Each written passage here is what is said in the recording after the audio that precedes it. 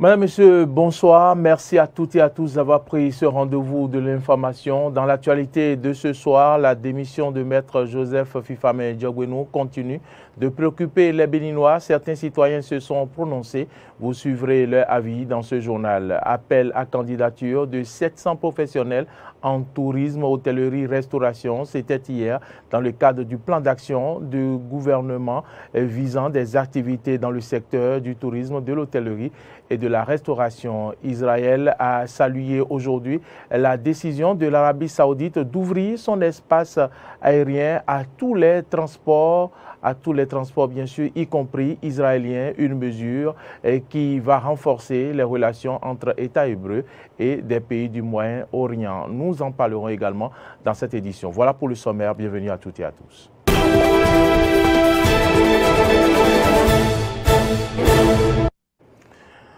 Dans le cadre du plan d'action du gouvernement visant le lancement des activités dans le secteur du tourisme, de l'hôtellerie et de la restauration, le ministère du Tourisme, de la Culture et des Arts a lancé hier un appel à candidature de 700 professionnels en THR, une validation d'étape dans le processus de la professionnalisation dans le secteur du tourisme.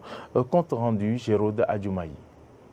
La Banque mondiale, via l'Agence nationale de promotion des patrimoines et de développement du tourisme et le ministère du Tourisme, de la Culture et des Arts, a lancé ce mercredi un appel à candidature en vue de former 700 professionnels en tourisme, hôtellerie, restauration.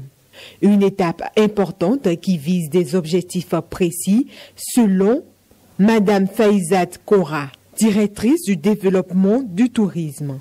Les principaux objectifs visés à travers ce programme sont, entre autres, identifier les thèmes devant faire objet de la formation en rapport avec les besoins les plus pertinents dans le secteur THR, décrire chaque module et les principales caractéristiques de son animation par les formateurs, le profil de la personne devant assurer la formation, la durée de la session, les profils des personnes devant participer à la session, les objectifs à atteindre à la fin de la formation, les moyens et méthodes pédagogiques à utiliser en mode d'évaluation. Mettre en place un dispositif de transfert de compétences en formant 21 personnes qui, à leur tour, devront former les professionnels en cours d'emploi. Faire du Bénin une destination touristique majeure du continent et du monde est une ambition pour le ministre de la Culture, du Tourisme et des Arts qui avait à ses côtés son homologue de l'enseignement secondaire technique et de la formation professionnelle. Certainement parmi vous, les gens sont allés à Ouida dernièrement, où Ouida est en train d'être transfiguré.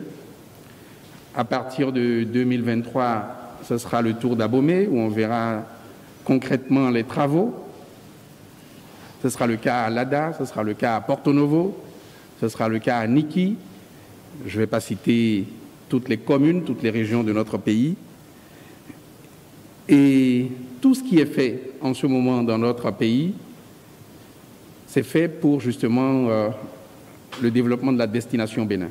Quand on construit des routes, quand on investit dans le numérique, quand on investit dans l'électricité, dans la santé, tous ces secteurs concourent justement à améliorer cette destination et à accueillir effectivement les visiteurs tels que nous le souhaitons. Une réussite qui ne serait effective sans la participation de tous les acteurs, selon Rosier Willy, chargé de mission du président de la République au tourisme. La réussite du tourisme, c'est la réussite de ses entreprises, c'est la réussite de ses employés, c'est la réussite de sa population, c'est la réussite évidemment du gouvernement, mais j'aimerais vraiment insister sur le fait que le niveau et la qualité du service est vraiment un des piliers de la réussite. Et cette réussite, ce sera vous qui la permettrez ou ce sera vous qui ne la permettrez pas. Rappelons que cette formation sera proposée dans 3 villes de notre pays, à savoir Cotonou, Abomey et Parakou. Je vous en parlais en titre, Maître Joseph Djogbenou, vous le savez, a démissionné de la Cour constitutionnelle. Il l'a fait savoir ce mardi et a d'ailleurs organisé dans ce cadre une conférence de presse mercredi dernier, au cours de laquelle il est revenu sur les raisons qui sous-tendent sa démission. Eh bien, mais qu'en pensent alors les citoyens béninois? Certains se sont prononcés au micro de DEN TV. Suivez plutôt. Le professeur titulaire de droit, Djogbenou, est un monsieur qui a de l'ambition. Et il n'a pas démissionné de lui-même seulement. Il a eu l'avis du président de la République, du président de l'Assemblée nationale. Donc que les gens cessent les polémiques, les racontats, les mauvaises expressions. Non, monsieur Djogbenou a démissionné pour des raisons qu'il connaît et que le président aussi connaît. C'est très important. De toutes les façons, M. Djogbenou n'est pas des moindres. C'est un juriste par excellence. Est-ce que vous voyez? Donc s'il démissionne de cette place, c'est pour d'autres raisons, c'est pour d'autres causes fondamentales. Et nous avons confiance. Nous savons que c'est un monsieur plein, c'est un monsieur responsable, c'est un intellectuel hors pair. Est-ce que vous voyez que les gens cessent de raconter des choses? C'est une démission surprenante parce que nous, on ne s'attendait pas à ce qu'il démissionne. Mais quand on a supplété, on a vu que ce qu'il est en train d'envisager. Parce que on est en train de moi je suis en train de le voir sur 3 positions, par étapes. Premièrement, l'union progressiste. On sait que le président Amous Bruno, il a le poids de l'âge, vous avez 83 ans, et il ne peut plus jouer le rôle qu'il jouait avant. Ce qu'il vise d'abord, c'est l'Assemblée nationale. Et il ne va pas là-bas pour être un simple député, vous savez. Parce que le président de la Cour constitutionnelle est venu être simple député. Il vise la présidence de l'Assemblée nationale. Et, in fine, être candidat en l'an 2026 pour les présidentielles. Quand j'ai appris ça et que j'ai vu que c'est une information vraie, alors je me suis dit qu'il y a 2 choses. Soit le président Talon est en train de préparer, comme les journaux l'annoncent, son dauphin pour la fin de son 2e mandat, mais il reste beaucoup. Qu'est-ce qui pourrait précipiter cela? Ou bien carrément, il y a un fait auquel le président de la Cour constitutionnelle est en train de tenir grief. Cette démission, moi ça m'étonne. Vraiment ça m'étonne.